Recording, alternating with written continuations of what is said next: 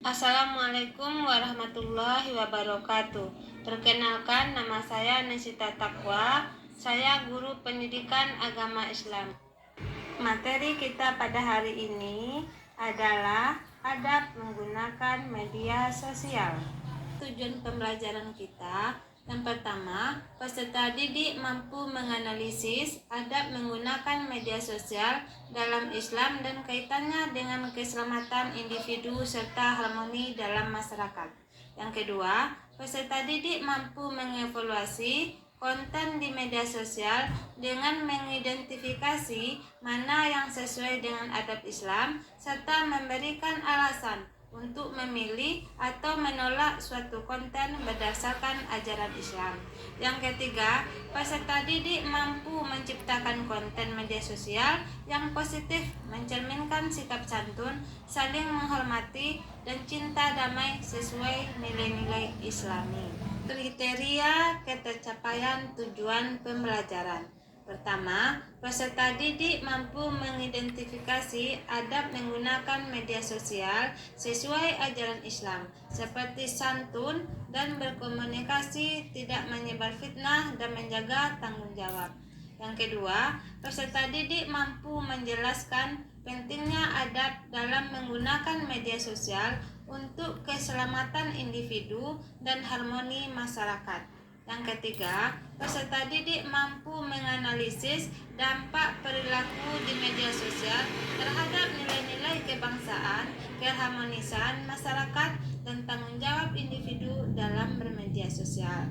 Yang keempat, peserta didik mampu mengevaluasi konten media sosial dengan cara menentukan mana yang sesuai atau bertentangan dengan nilai-nilai Islami. Yang kelima, peserta didik mampu menciptakan konten media sosial yang santun, positif, saling menghormati, dan mencerminkan cinta damai serta semangat kebangsaan.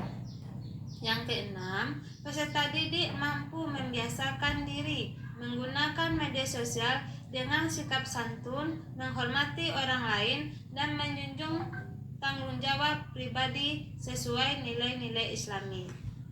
Yang ketujuh, peserta didik mampu menyusun panduan atau pedoman penggunaan media sosial yang mencerminkan nilai kebangsaan, cinta damai, dan tanggung jawab sebagai individu muslim. Yang pertama, kita membahas tentang media sosial.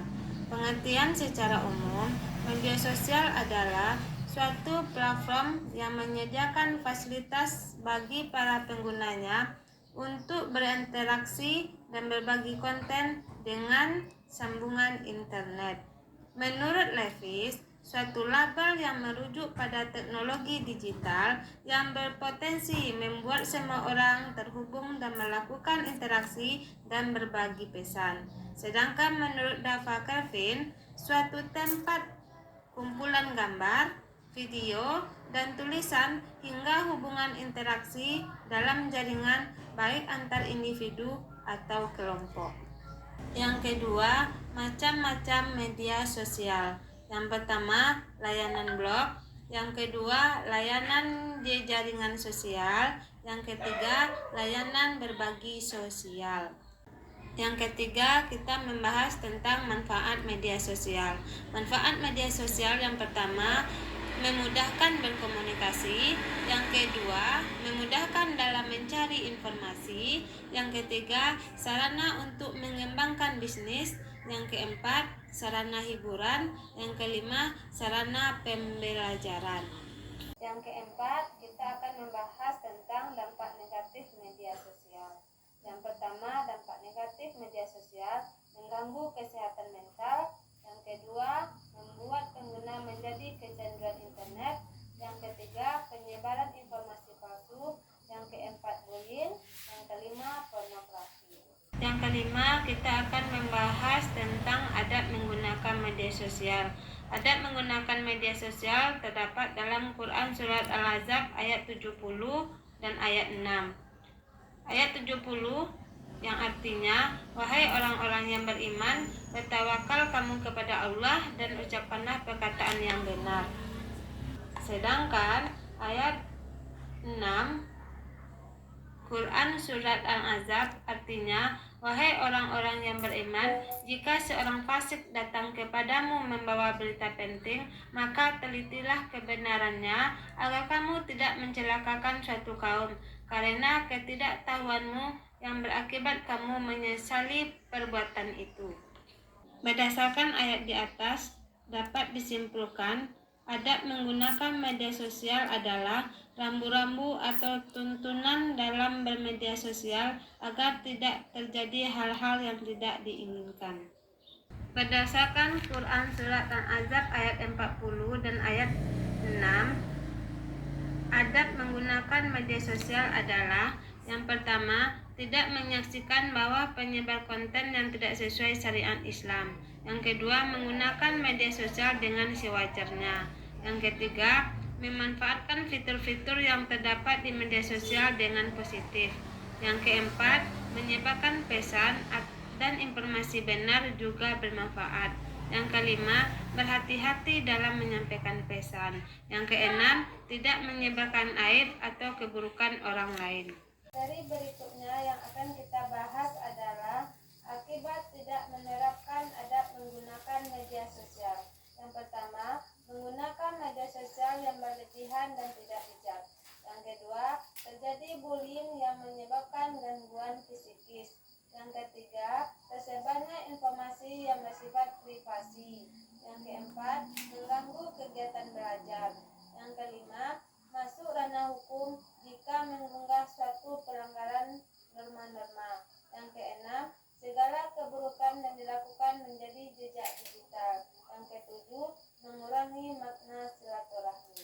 Hikmah penerapan menggunakan media sosial. Yang pertama, mendapat pahala dengan mengunggah konten-konten positif. Yang kedua, mendapatkan respek dari orang lain karena menyebarkan konten positif. Yang ketiga, menambah relasi.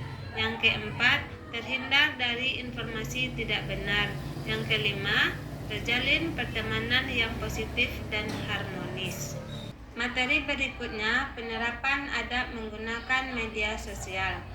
Adab-adab menggunakan media sosial yang diterapkan dalam kehidupan sehari-hari adalah dengan tidak menuliskan pesan atau komentar buruk terhadap orang lain.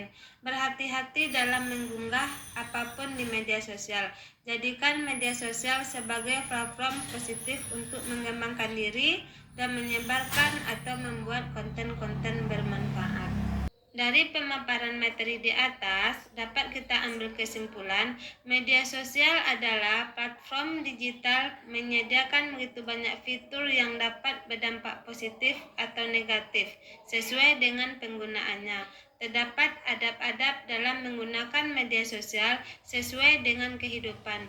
Pentingnya menggunakan media sosial sesuai dengan adab-adab tersebut, agar penggunaan media sosial dapat menjadi peluang.